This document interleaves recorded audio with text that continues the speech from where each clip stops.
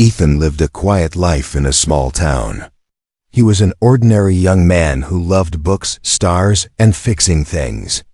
At night, he often sat on the roof of his garage, watching the sky and dreaming of distant planets. Life was peaceful. Until that. One night. It started with a strange light in the sky. At first, Ethan thought it was just a shooting star. But then it stopped and hovered in the air. A second later, the light zoomed across the sky, then crashed into the forest nearby. The sound was loud, like thunder and glass breaking together. Birds flew away in fear. The trees shook. A blue glow rose from the trees, then disappeared. Ethan grabbed his flashlight and ran. He didn't even lock the door. Something in his heart told him, this is not normal. The forest was dark and quiet. Too quiet. He walked carefully, hearing only his footsteps and his own breath. After 10 minutes, he saw smoke between the trees. His eyes widened. A small round object, like a pod, was half buried in the ground. It was silver, smooth, and warm. Blue liquid leaked from its sides.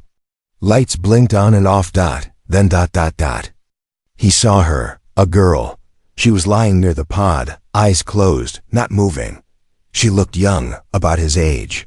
Her skin was pale but had a soft blue shine under the moonlight. Her hair was white with silver streaks. Strange glowing marks covered her.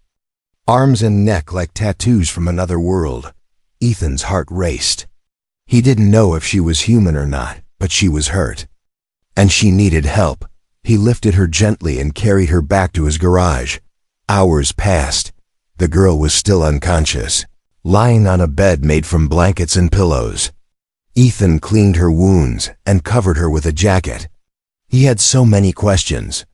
Who was she? Where did she come from? Why did her body glow when he touched her? He sat beside her, watching. His dog, Max, growled once, then stayed quiet. Suddenly, her eyes opened. They were glowing white. No pupils, no color. Just light. She sat up fast and looked around. She seemed scared.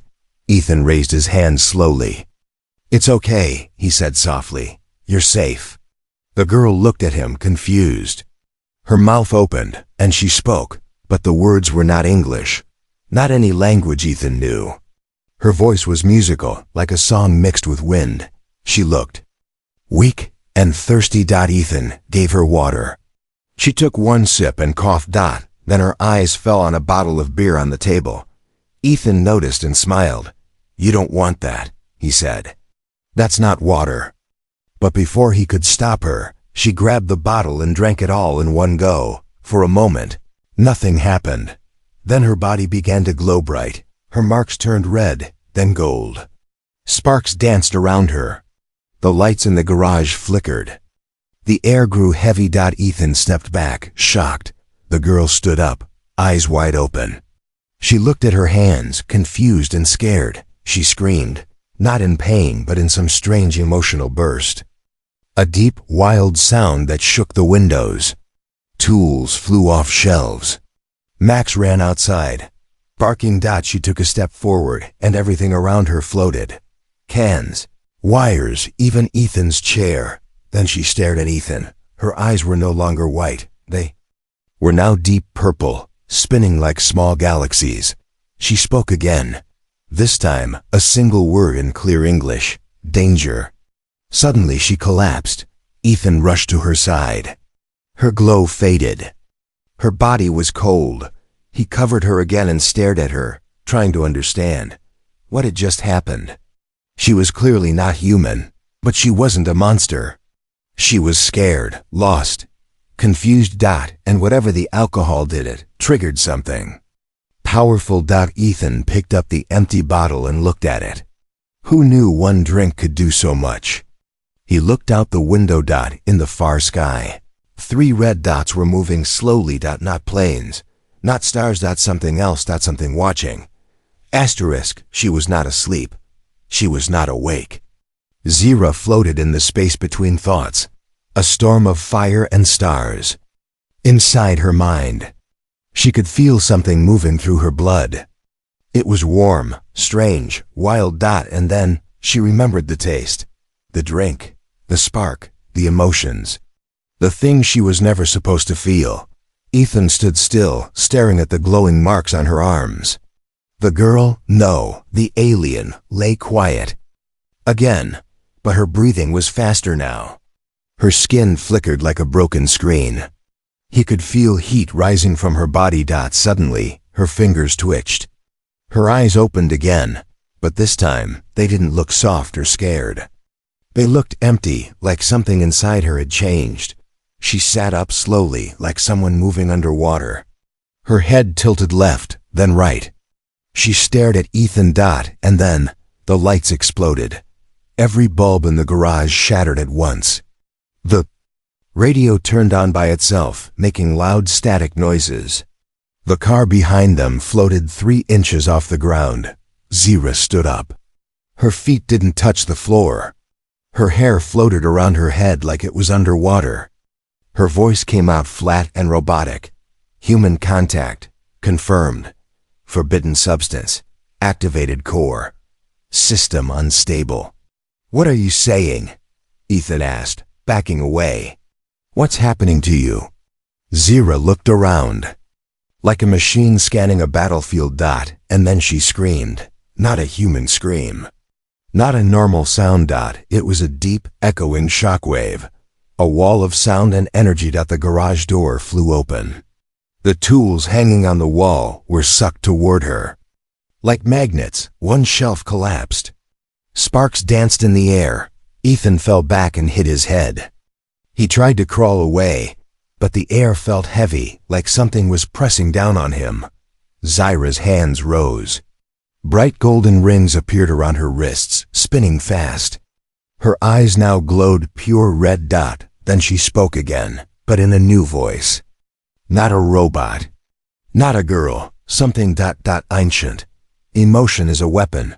You have given it to me. Suddenly, her body jerked. The red glow blinked out. Zira dropped to her knees, shaking. She gasped like someone who had been drowning.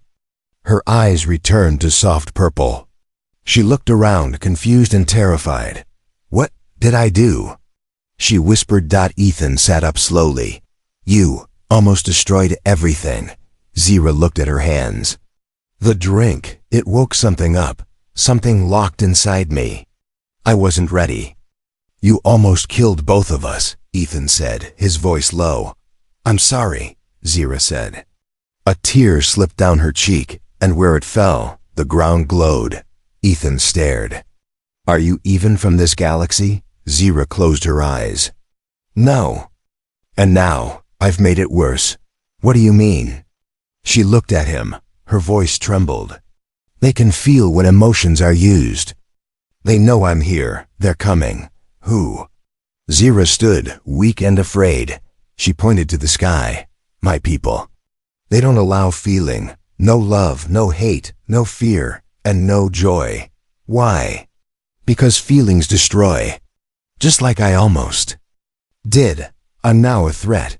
Ethan looked out the window. The red dots in the sky were closer now, not planes.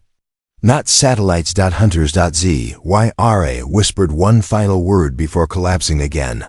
"Run." The stars were silent. But the sky was not. Somewhere above Earth, something cold and powerful moved through the night. Fast, quiet, and invisible to human eyes. It had no face, no name, no mercy. Its mission was simple. Find the girl. Erase the mistake. Destroy everything that helped her feel. And now, it had found her signal. Ethan didn't sleep that night. How could he? His garage was half destroyed. His tools were melted. The floor had glowing cracks. His dog Max refused to come inside. And the alien girl Zira was lying unconscious again, like a ticking bomb. He sat beside her with a flashlight in one hand and a baseball bat in the other. It felt stupid, but it was all he had. Zira had said they were coming. Her people. The ones who hunted emotion like it was a disease. Suddenly, the light in the garage flickered again. Not because of Zira. This time, it was something else. In the sky above, 3 dark objects floated just outside Earth's atmosphere. Long, silent machines, shaped like arrows, scanning the ground. They spoke without words.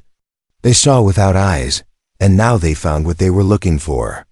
Subject: Zira, rogue status, emotion activated action, terminate 1. Of the crafts dropped a small black drone toward the town. Back on Earth, Zira gasped and woke up. Her eyes opened fast. "They're here," Ethan jumped. "Who? How close?" She didn't answer. She sat up, breathing hard. "I can feel them," she whispered. "They're near. They know I broke the law. They know I felt something." "You mean, because of the drink?" Zira looked at him with fear. "Not just the drink. You. Talking to you, trusting you, feeling safe. That's worse than the alcohol." Ethan didn't know what to say. Suddenly, the power went out. The flashlight in Ethan's hand turned off on its own. His phone screen cracked. A low humming filled the air, a sound like metal breathing. Zira stood up slowly. "They've sent a scanner, a seeker drone. What does it do?" "It finds. Then it burns." A loud buzzing came from above the garage. They ran outside.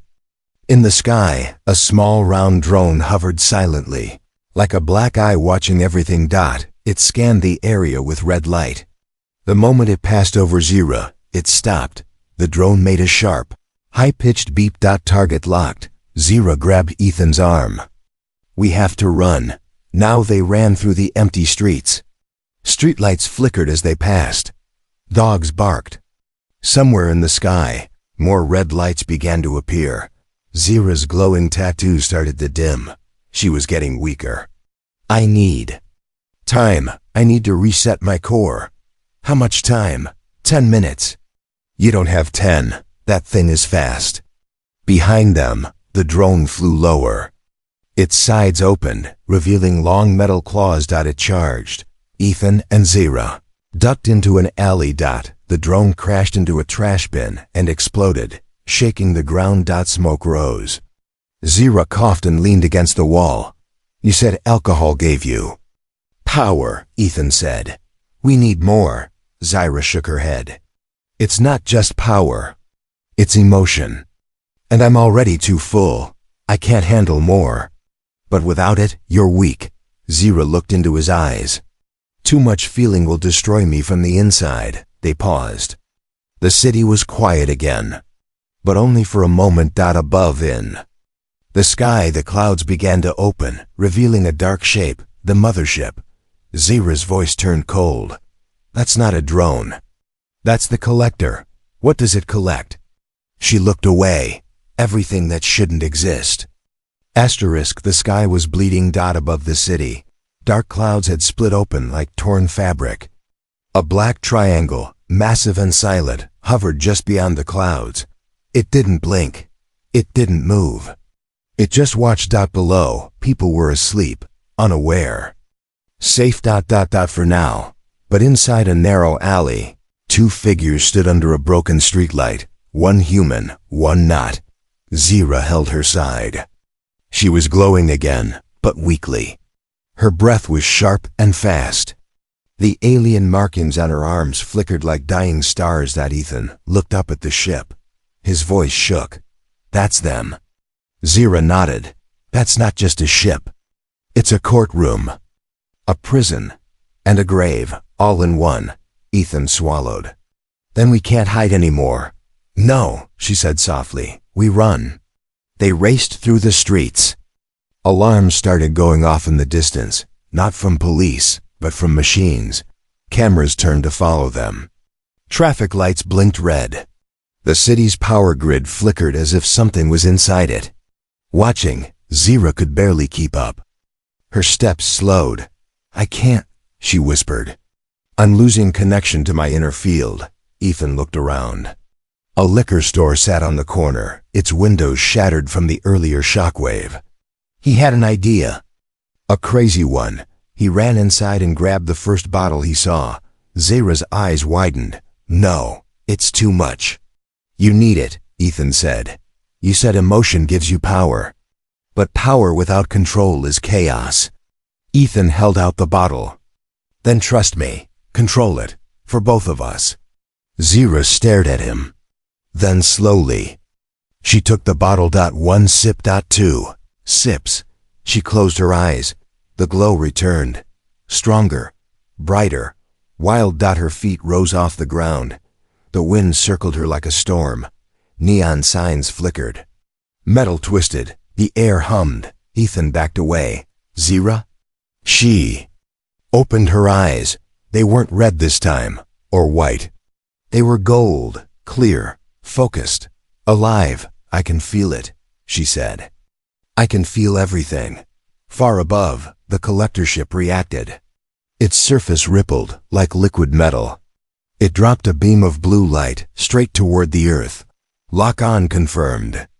Extraction in 3 minutes. Zira turned to Ethan. We don't have long. How do we escape? There's a relay tower on the outskirts, she said. I can boost my signal there and open a one-way portal. One way? She nodded. I can go back to deep space. You can't. I'm not letting you go. Alone. Zira looked at him. Her voice broke. If you come near the portal, your body will burn. You're not built for the void.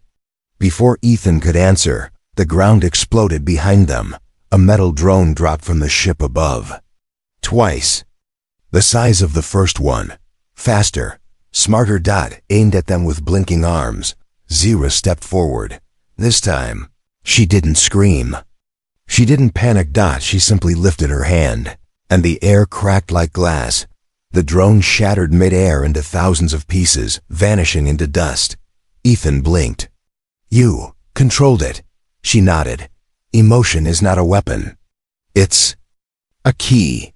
They reached the tower. Old, rusty, covered in vines. Zira placed both hands on the metal.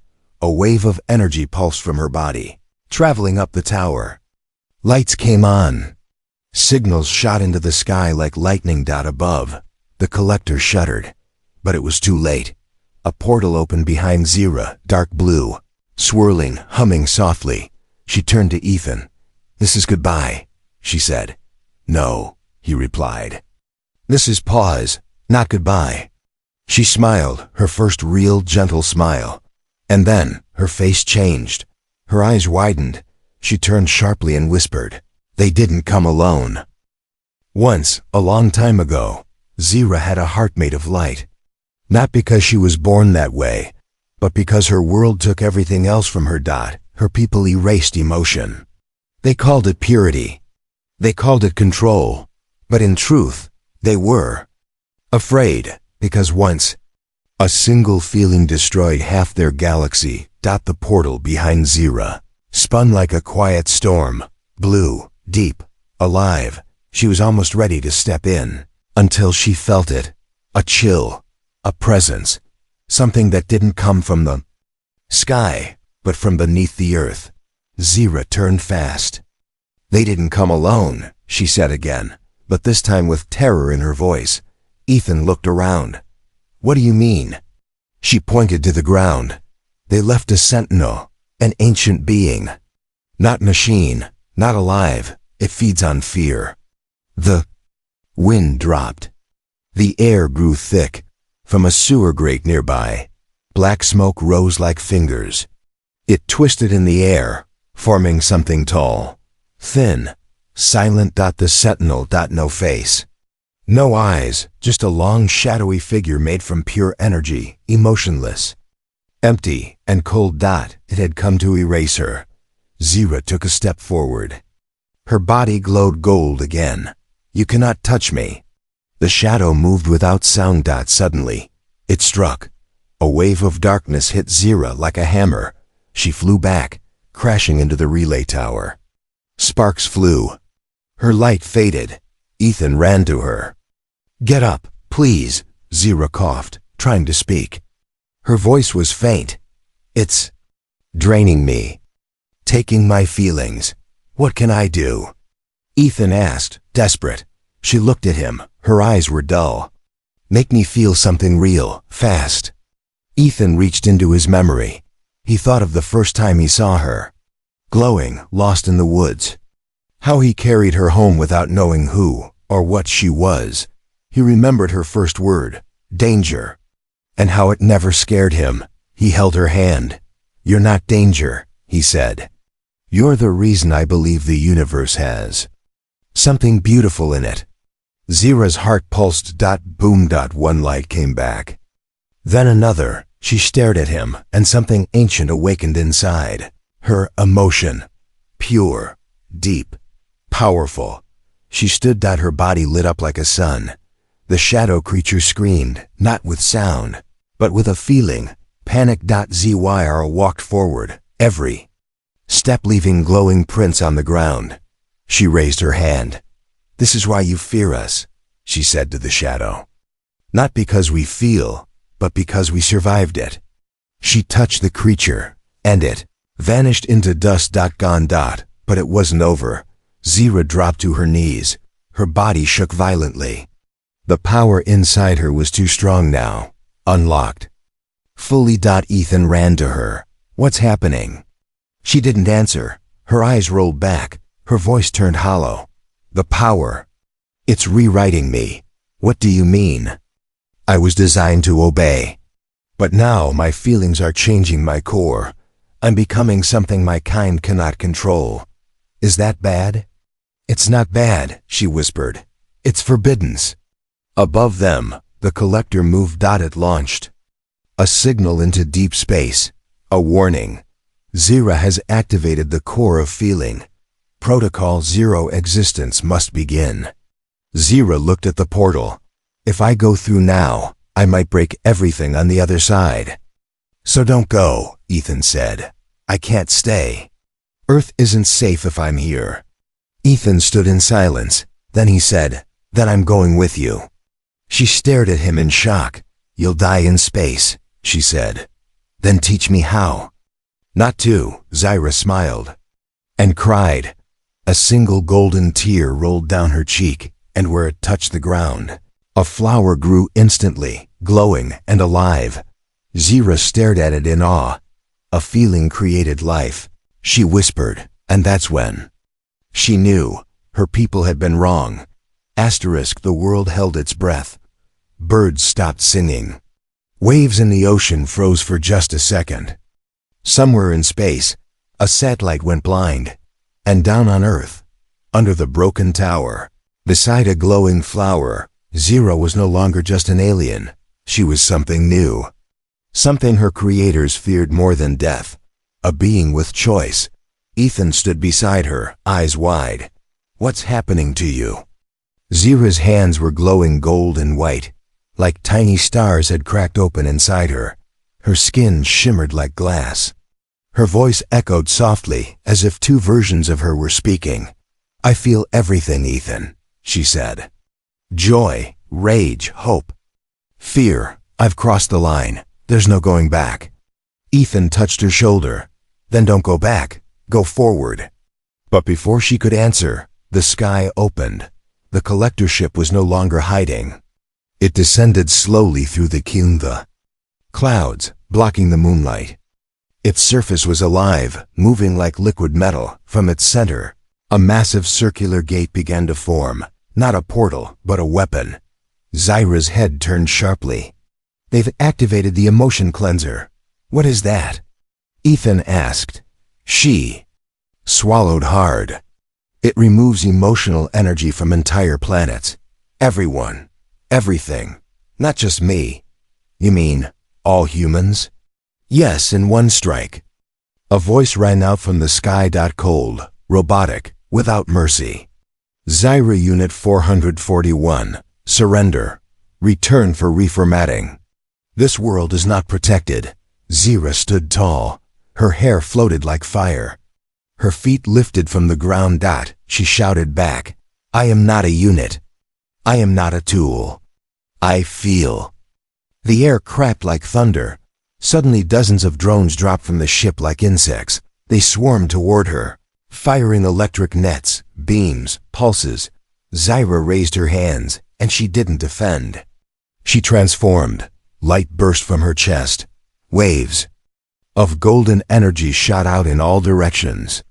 The drones exploded mid-air, one by one, like firecrackers. The weapon in the sky powered down. Ethan shielded his eyes from the light. When he looked again, she was floating high above him, glowing like a small sun, with wings made of light and memory. She had become the very thing her people tried to erase, a weapon made of emotion, but guided by love. Suddenly, she gasped and fell back to the ground. Ethan caught her. "What happened?" "I used too much," she whispered. "I gave everything." Her eyes were dimming. Her glow was fading. Ethan shook his head. No, don't do this." But she smiled weakly. "I didn't destroy them. I only stopped them. They'll come back stronger. Then we'll fight together." "You can't," she said. "You're human." Ethan leaned close and whispered, "Then make me something more." Zira stared at him. And for the first time in her life, she made a decision not from programming, not from fear, but from love. She placed her hand on his chest. A light passed from her into him. His heart skipped. Then beat again, louder. Stronger. Brighter. He gasped, falling to his knees. "What did you do?" He asked. "I gave you a piece of my core. But what about you?" Zira looked up at the stars, eyes glowing softly. "Now, we both have something to fight for." Far above, the ship prepared for a second strike. The countdown began. 10, 9, 8. Zira looked at Ethan, her voice calm. "We have one shot." Ethan nodded. "Then let's make it count." Light and silence. For one brief moment, the world stood between two possible futures. One cold and perfect. No war, no pain. No love. The other, messy, loud, full of mistakes. But human. And in the center of it all stood Zira, a girl. Made from stars. Glowing softly, her hands trembling as she looked at the boy who taught her how to feel. The collector ship, above Earth, was ready. The final weapon, the emotion cleanser, charged with white energy. It didn't aim just at Zira now. It had scanned Ethan too. He was infected. A single word echoed from the ship's voice systems. Erase. Ethan stood tall, heart glowing. Faintly from the core Zira gave him. He didn't have powers like her. He didn't fly.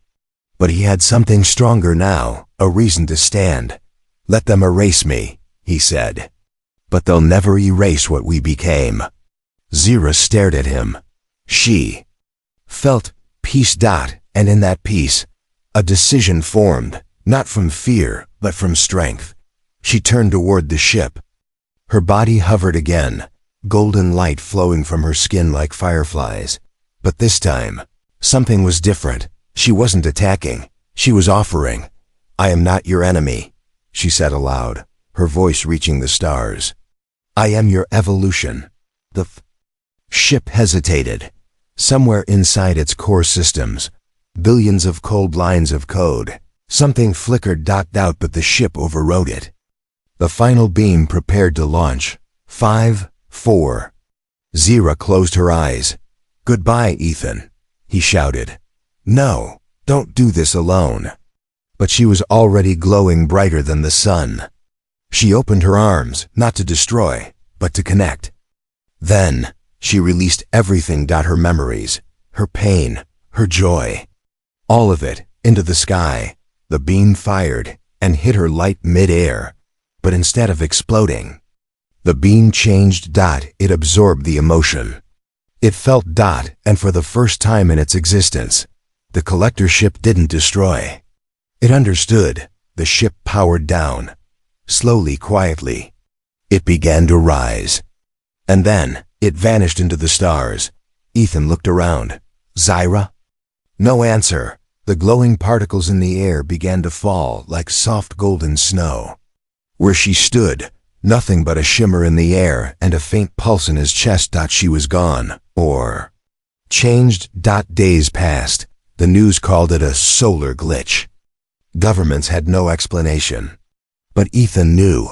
He returned to the spot every night, the hill near the tower, where the flower she once grew still bloomed, glowing gently in the dark. One night, he placed his hand on the flower, and it blinked. A soft voice echoed in his mind, "I'm still here." Epilogue. Years later, a small star appears in the sky that wasn't there before. It pulses softly, and every time Ethan looks at it, he smiles, because she was never just an alien. She was proof that even in the coldest corners of the universe, love evolves.